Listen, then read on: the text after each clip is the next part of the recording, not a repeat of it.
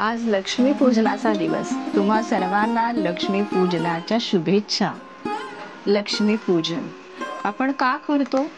तर आपल्या घरामध्ये लक्ष्मी यावी, लक्ष्मीने स्थिर आणि शांततेने राहावं यासाठी, आणि आपल्या घरामध्ये सतत धन धान्य समृद्धी नांदावी यासाठी. ही दिवाळीची अमावस्या केवळ लक्ष्मीपूजन नव्हे तर रामाच्या स्वागतासाठी सुद्धा केलेली आहे.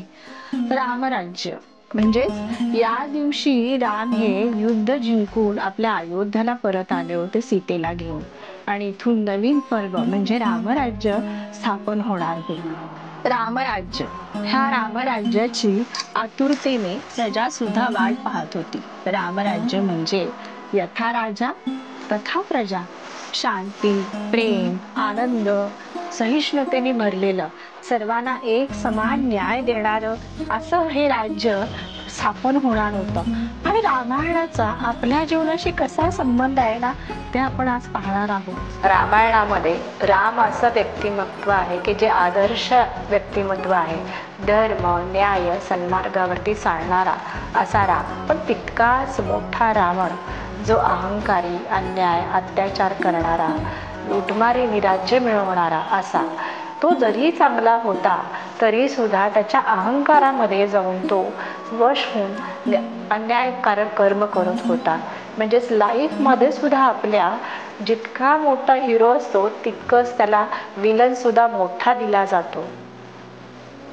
रामायणाचा आपल्या जीवनाशी संबंध असा आहे की बघा, रावण म्हणजे 10 तोंडाचा रावण, आणि दशरथ म्हणजे 10, ह्याचा हे रथ म्हणजे शरीर. शरीर मध्ये 5 ज्ञान इंद्रिये आणि 5 कर्म इंद्रिये. कौशल्या म्हणजे कुशल विचारांनी आपल्या जीवनाला चालवणे. सुमित्रा चांगल्या विचारांचा संघ, चांगले मित्र बनवून आपलं जीवन आदर्शमय बनवणे. क्यों, क्या, कैसे अशा प्रश्नातनं मुक्त होणे म्हणजेच कैकई. अशा 3 राण्यांबरोबर हा दशरथ अयोध्येमध्ये राज्य करत होता. लक्ष्मण म्हणजे आपलं जीवन आदर्श बनवण्यासाठी सातत्याने प्रयत्न करणे, हे एकच लक्ष ठेवून. राम म्हणजे आत्मा, जो स्वराज्य अधिकारी म्हणजे संपूर्ण कर्म इंद्रियांवरती राज्य करणारा म्हणजे राम. असं हे संपूर्ण रामायण आपल्या जीवनाशी संबंध दर्शवतं.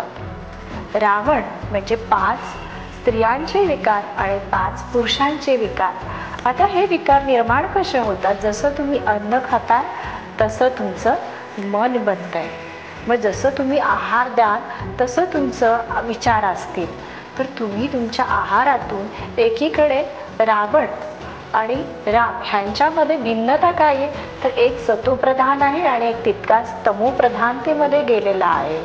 तर ह्या दोन्हींचं आत्ताच्या कलियुगामध्ये हा परिवर्तन काळ आहे, जेणेकरून तुम्हाला ज्ञान मिळत आहे आणि परिवर्तन करण्यासाठी अनेक गोष्टी तुमच्यासाठी उपलब्ध केल्या जात आहेत. ज्ञानाद्वारे समज येते. NLP हा असा प्रोग्राम आहे की जर सबकॉन्शियस माइंडचं रिप्रोग्रामिंग आपण करू शकतो. जिथे तुम्ही रोजच्या जीवनामध्ये असुरक्षितता, ताण, भीती ह्या सर्व गोष्टींच्या सातत्याने भविष्याच्या चिंतेमध्ये तुम्ही गडलेले जाता. तर ह्यातून मुक्त होण्याचा मार्ग म्हणजे NLP आहे. रामायणाचं हे सुंदर उदाहरण म्हणजे काय सांगतंय की कधी कधी आपण ना नेहमी म्हणत असतो, रामासारखा कोण व्यक्ती भेटेल का, किंवा सीतेसारखी स्त्री भेटेल का? तर हे शोधण्याची गरज आपल्याला का भासावी?